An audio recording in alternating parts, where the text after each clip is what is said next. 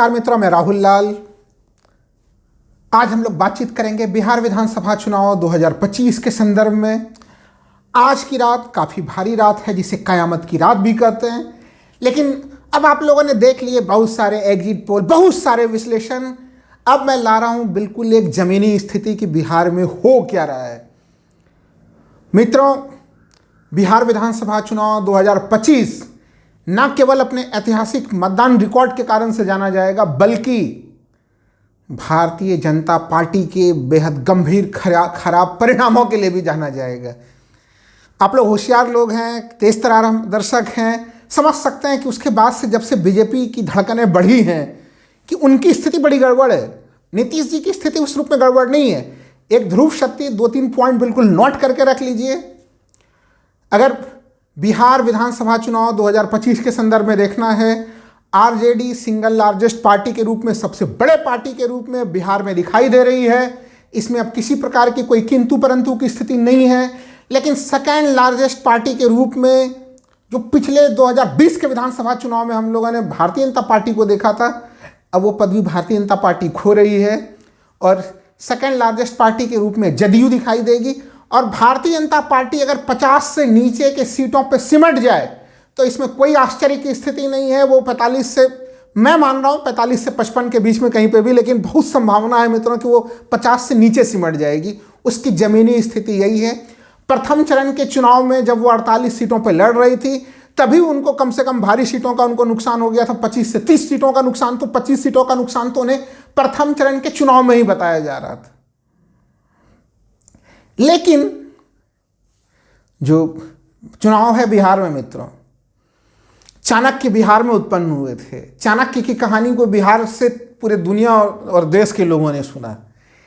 लेकिन आजकल कुछ तथाकथित चाणक्य बाहर से जाके बिहार में अपने चाणक्य नीति को चलाने का प्रयास करते हैं और अपने आप को स्वयंभू चाणक्य मानते हैं। भारतीय जनता पार्टी के वरिष्ठ नेता हैं, देश के वर्तमान में गृह मंत्री हैं अमित शाह जी की तरफ मैं सीधे बात कर रहा हूं। अमित शाह जी ने चुनाव के पहले, यानी कि प्रथम चरण के चुनाव से पहले तक की जो स्थिति रखी थी, उसमें उन्होंने स्पष्ट तौर पे कह दिया था कि नीतीश उनको मुख्यमंत्री उन्होंने घोषित नहीं किया था। कहा था विधायक दल के बैठक के बाद चीजें तय होंगी। उस पार्टी की स्थिति यह हुई कि सेकेंड चरण के चुनाव से पहले जो गृह मंत्री बिल्कुल एकनाथ शिंदे जैसा व्यवहार कर रहे थे नीतीश कुमार के साथ, उनको अपने भारतीय जनता पार्टी के ऑफिस में नीतीश कुमार के फोटो, पोस्टर, बैनर लगाने पड़ गए। स्थिति समझिए मित्रों, यानी जो स्थितियां हम लोगों ने देखी 43 सीट्स, वो 43 सीट के ऊपर अब जनता दल यूनाइटेड नहीं रहने वाली है। उनकी सीटों की संख्या में बढ़ोतरी होने वाली है। एनडीए के बड़े घटक दल के तौर पर नीतीश कुमार दिखाई देने वाले हैं और भारतीय जनता पार्टी वह 50 सीटों के नीचे की स्थिति में वो रहने की बिल्कुल अधिकारी है। और उस स्थिति को बदलने के लिए कई तरह के बिहार में तिगड़म की तमाम कोशिशें चल रही हैं। उसके ऊपर भी हम लोग अभी आगे चर्चा करेंगे। लेकिन सबसे महत्वपूर्ण चीज़ों मित्रों, भारतीय जनता पार्टी ने, आपको याद होगा कि 101 सीट अपने स्वयं पे भारतीय जनता पार्टी लड़ी थी और 101 सीटों पे जदयू को लड़ाया था। और 29 सीटें, 29 सीट्स उन्होंने जो है कि दिए थे चिराग पासवान जी की पार्टी को। और इस तरह से 130 सीटों पे वो लोग लड़ रहे थे आपस में बड़े विश्वास के साथ।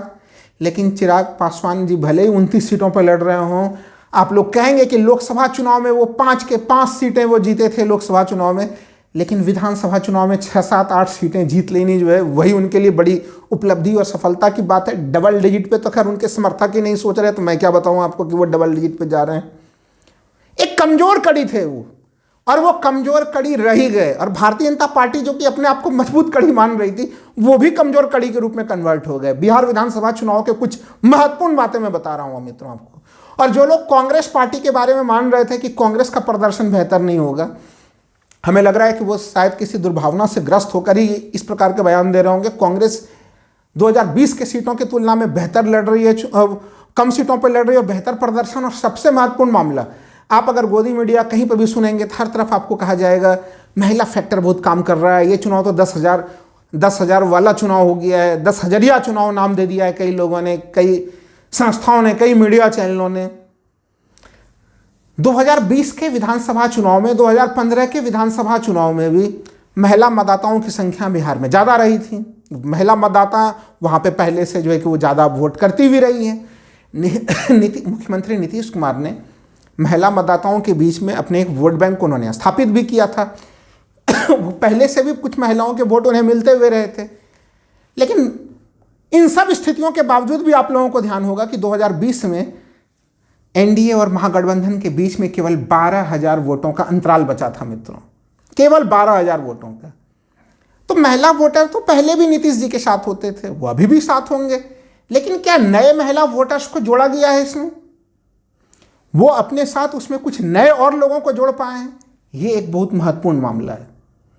ये भी तर्क दिए जा रहे हैं कि 4 लाख नई जो है कि महिलाओं ने जो है कि पुरुषों की तुलना में ज़्यादा वोट किया है, ठीक है, लेकिन अगर आप उसको 243 सीटों में उसको कर दें तो 1700 के आसपास जो है कि महिला मतदाता बनती हैं।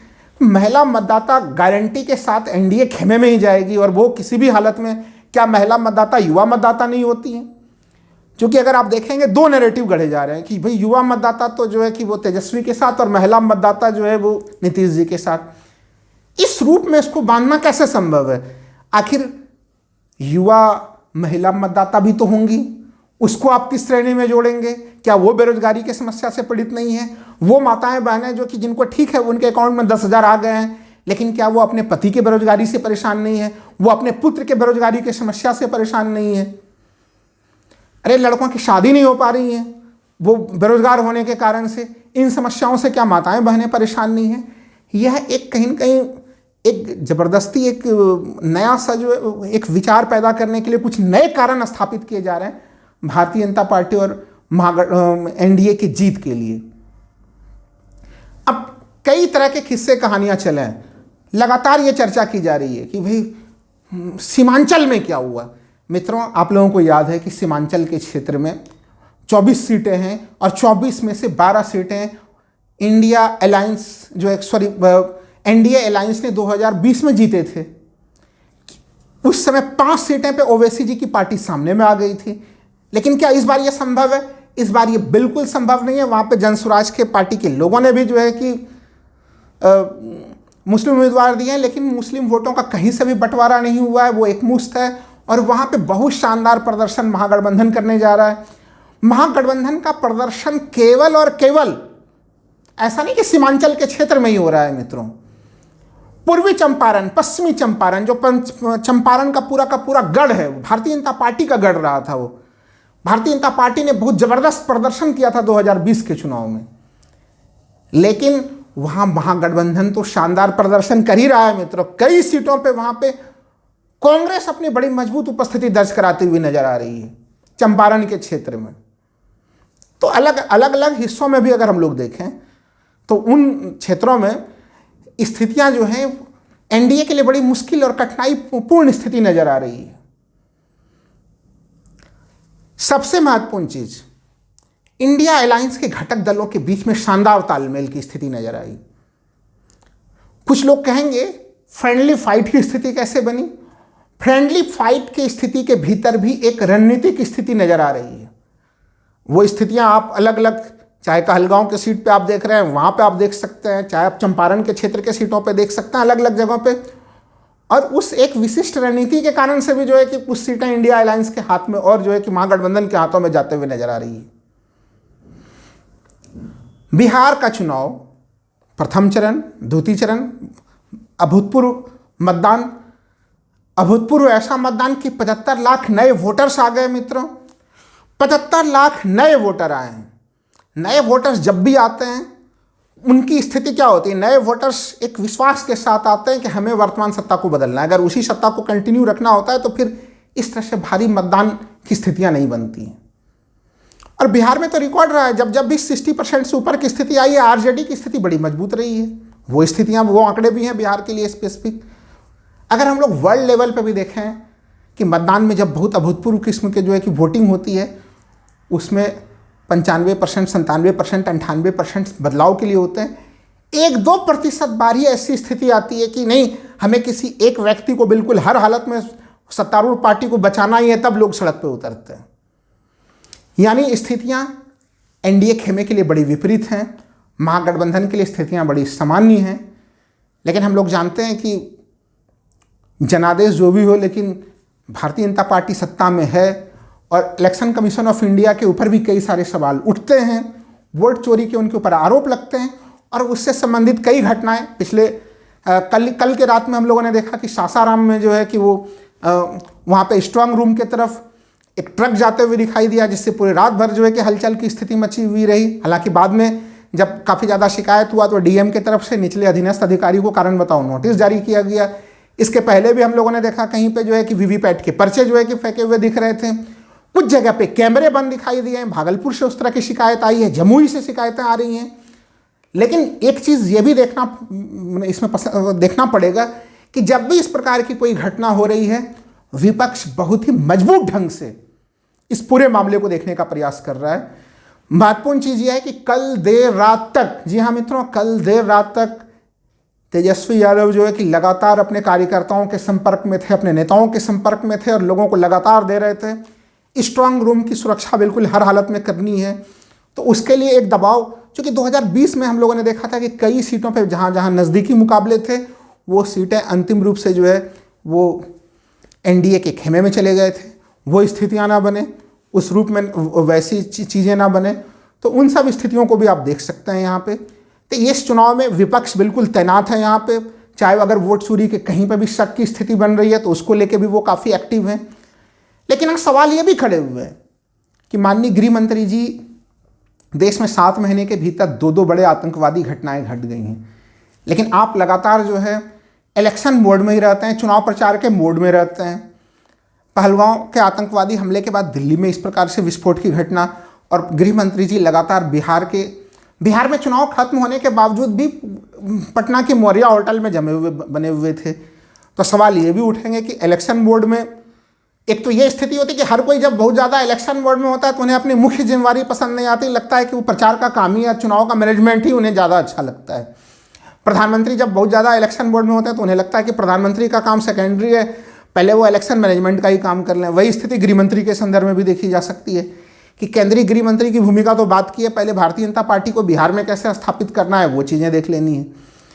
लेकिन जो सबसे मुख्य मामला रहा इसमें कि जो उन्होंने नीतीश कुमार को साइडलाइन करने का प्रयास किया एनडीए खेमे में, उस प्रयास ने ही भारतीय जनता पार्टी की स्थिति को और ख़राब किया, जदयू की स्थिति को स्थापित किया। और अगर आप ये सोच के देखिए कि अगर चिराग पासवान जिनको 29 सीटें मिली हैं उनकी ये स्थिति हैं, तो फिर जो उनके और छोटे छोटे पार्टनर्स हैं वो कितना सहयोग कर पाएंगे एनडीए के खेमे को।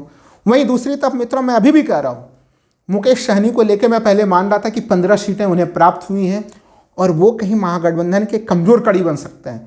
लेकिन राहुल गांधी ने जिस तरह से तालाब में छलांग लगाई, और वो भी उस पृष्ठभूमि में तालाब में छलांग लगाई जब दिल्ली में यमुना नदी के किनारे एक आर्टिफिशियल लेक तैयार किया गया था, आर्टिफिशियल यमुना नदी तैयार किया गया था। मीडिया में काफ़ी ज़्यादा आने के कारण से माननीय प्रधानमंत्री छठ में उस आर्टिफिशियल यमुना में नहीं गए जिसमें कि साफ़ सुथरा स्वच्छ पानी भरा गया था।